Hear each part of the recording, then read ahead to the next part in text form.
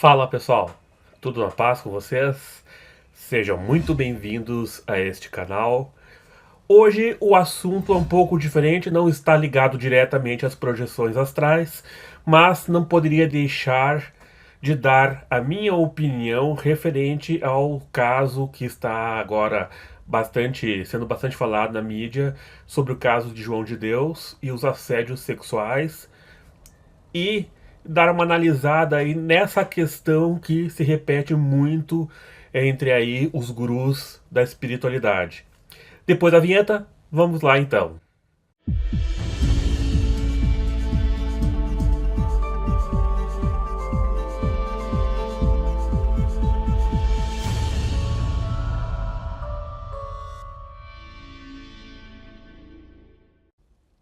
Então, pessoal, agora aí saiu na mídia esse caso do médium João de Deus, que trabalha aí há 40 anos nessa questão da mediunidade e que está com fortes acusações relacionadas a abuso sexual com mulheres. Realmente uma coisa muito lamentável, uma coisa muito triste para a nossa espiritualidade. Eu conheço uma pessoa, uma amiga minha, que realmente já esteve lá na cidade aonde João de Deus trabalha. Ela foi numa caravana aí com um ônibus e com várias pessoas, né? Foram para conhecer lá. E ela me narrou que realmente ela sentiu-se muito estranha lá dentro, porque o aparato que se tem em volta desse médium mostra que na realidade não existe aquela simplicidade, aquela naturalidade e simplicidade que se teria que se esperar de uma pessoa que está lidando com coisas de Deus e com coisas de auxílio às pessoas, né? Existe todo um comércio em volta dele mas enfim, a questão real mesmo que nos traz a essa conversa é sobre o assédio que ele cometeu com as mulheres. Dentro desse ônibus que a minha amiga foi para lá, pelo menos uma mulher reclamou de assédio sexual. Então vocês veem que realmente a coisa é real, não são apenas boatos, a coisa acontece mesmo. E isso é extremamente lamentável. Como que alguém pode utilizar da fé das pessoas, do momento aonde elas estão mais necessitadas, precisando de ajuda, de amparo, e a pessoa simplesmente passa por cima dessa fé e prejudica ainda mais as pessoas. É realmente uma coisa que eu não consigo entender. É um egocentrismo imenso daquela pessoa que se coloca como se fosse superior aos outros e como se pudesse fazer o que bem entende. Dentro dessas questões aí da sexualidade, a gente vê que a coisa ela se repete. Ela acontece entre padres católicos que deveriam cuidar da parte espiritual das pessoas e cometem abusos sexuais. A gente vê o Prembaba, um guru espiritual na linha da religião indiana, porém brasileiro, que também sofreu aí recentemente uma denúncia de ter abusado sexualmente de uma discípula casada que estava com problemas conjugais, foi se consultar com ele e ele teve relações sexuais com ela, aí diz que por durante 2 anos, sendo que o marido dela era discípulo dele também e reverenciava ele sempre lá nas reuniões, se abaixava, fazia referências para ele enquanto ele dormia com a esposa do discípulo. Realmente, uma coisa que a gente não consegue explicar o quanto egocêntrico isso é, principalmente vindo de pessoas que se dizem pessoas espiritualizadas, pessoas iluminadas, etc.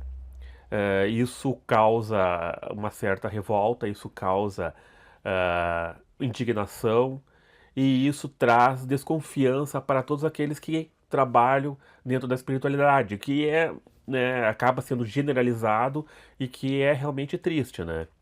Porque muitas pessoas fazem um trabalho fantástico, né? Nós vemos pessoas como Divaldo, Chico Xavier, que fizeram trabalhos fenomenais, fazem, né? O Divaldo ainda continua trabalhando, trabalhos fenomenais, e aí vem uma pessoa desse tipo e, né, e faz coisas assim. Mas o que leva pessoas que se consideram espiritualizadas, pessoas que eram para estar acima da média na questão espiritual, caírem justamente em problemas como esse da sexualidade? O que leva a isso? A verdade é que a sexualidade ela é uma energia poderosa. É uma energia terra, é uma energia nossa daqui, deste planeta. E essa energia ela não pode simplesmente ser negligenciada, ela não pode simplesmente ser colocada de lado e tentar se sobrepor-se a ela através da vontade, simplesmente. Porque isso vai gerar desequilíbrios. E o que a gente vê é justamente isso, desequilíbrios. Essa energia sexual ela é trabalhada nos meios místicos, esotéricos, com bastante cuidado, por ser uma energia que realmente pode trazer grandes modificações para o ser humano, como também grandes transtornos para o ser humano. Quando se trabalha a energia sexual e se faz uma ascensão dessa energia através dos chakras, começando pelo Kundalini e subindo até sair pelo chakra do topo da cabeça, se alcança a uma iluminação para se ver o quanto essa energia ela é poderosa. Ela abre os outros chakras, causando uma iluminação da pessoa. No entanto, ao se fazer esse trabalho e não se consegue fazer essa ascensão da energia Kundalini, ocorre justamente o contrário. E aí se cai, né, nos mais diversos vícios sexuais e que realmente acabam com a vida de uma pessoa e estragam todo um trabalho que a pessoa esteja fazendo espiritual, né? Então realmente não se deve brincar com esse tipo de energia, não se deve brincar com a energia sexual. É um trabalho realmente muito sério a ser feito. Nós vemos aí grandes magos como Aleister Crowley, um grande mago contemporâneo, e que realmente teve uma vida bem desgraçada nessa questão aí, porque ele realmente trabalhava forte com a questão da magia sexual, que é um parâmetro muito trabalhado aí nas sociedades místicas como a Ordem do Templo Orientes, a Otto, né, ou a Golden Dawn, ou a Astrum Argento do próprio Aleister Crowley, são o movimento gnóstico também faz esse trabalho e são realmente sociedades que elas têm como base esse trabalho sexual da magia sexual para despertar a sua consciência. Aleister Crowley a gente vê na sua própria biografia que realmente ele descambou totalmente nessa questão e se tornou aí uma pessoa totalmente desregrada que no final de sua vida dava pena de se ver, né? Apesar de todo o seu conhecimento. E talvez algumas pessoas não gostem disso que eu estou dizendo agora, mas a biografia dele está aí para se conferir e ver o quão indigna foi o seu final de vida. Uh, e, e eu mesmo presenciei isso quando eu fui do movimento gnóstico. Eu presenciei algumas pessoas que realizavam esse trabalho da magia sexual e que posteriormente, por não saber trabalhar corretamente isso, porque realmente exige-se muito da pessoa para se realizar esse trabalho, elas acabaram aí decaindo totalmente em vícios dos mais diversos. Eu, quando olho para os padres, por exemplo, eu vejo essa necessidade de se ter o celibato como algo contra a natureza. Era muito mais fácil que os padres pudessem casar, constituir uma família e então trabalhar aí como fazem os pastores evangélicos, trabalhar a sociedade mediante a sua própria família, seria muito mais fácil do que se ter essa quantidade aí de padres tendo problemas com pedofilia e distúrbios sexuais. Mas isso não é um problema só dos padres. Existem outras pessoas que, por serem religiosas, acreditam que têm que controlar totalmente essa energia sexual e acabam, então, nessa tentativa de bloqueio, de restringir a energia sexual, fazem com que se transformem em vícios que vão surgir internamente e que a pessoa acaba cometendo certos deslizes aí que não deveriam acontecer. Então a energia sexual não deve ser bloqueada, ela deve ser trabalhada conscientemente.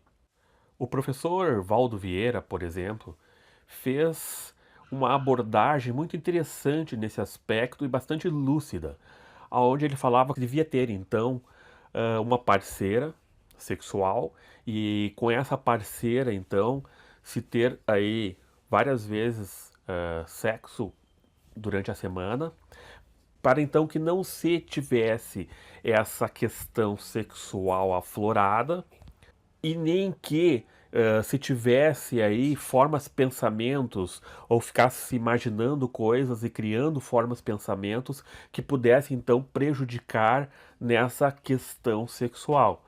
Então, para o professor Valdo Vieira, o sexo deveria então ser feito para não reter essa energia forte e poderosa que existe em nós, fazê-la fluir como todas as outras energias que a gente trabalha dentro da projeciologia e da conscienciologia.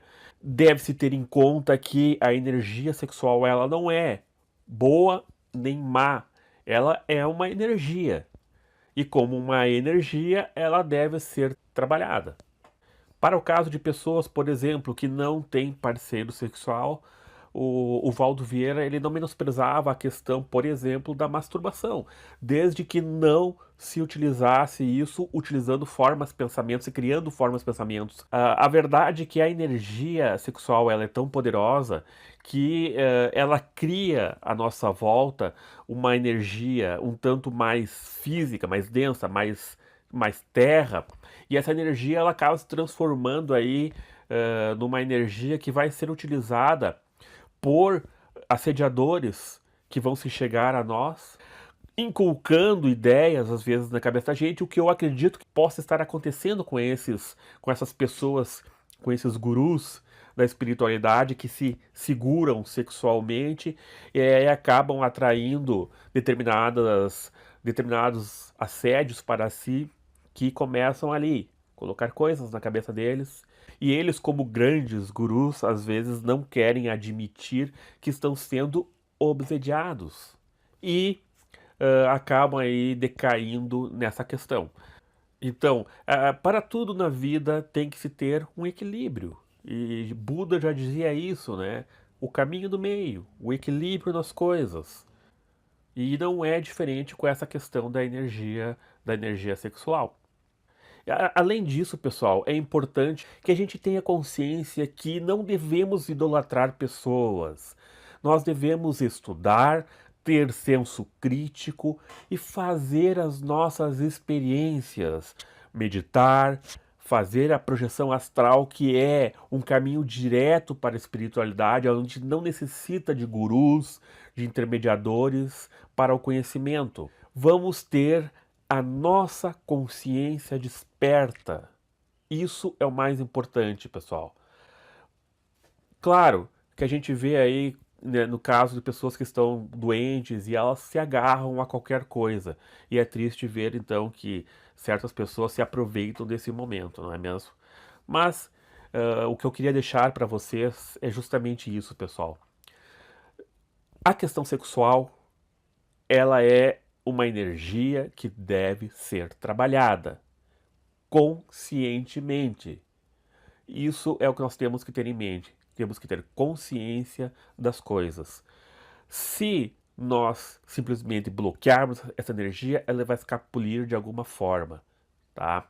Se a gente libera totalmente essa energia, nós acabamos caindo em vícios. Portanto, é necessário ter consciência, senso crítico. E então aprender aí a trabalhar as nossas dificuldades, os nossos erros de forma consciente. Paz profunda e até o próximo vídeo, se Deus quiser.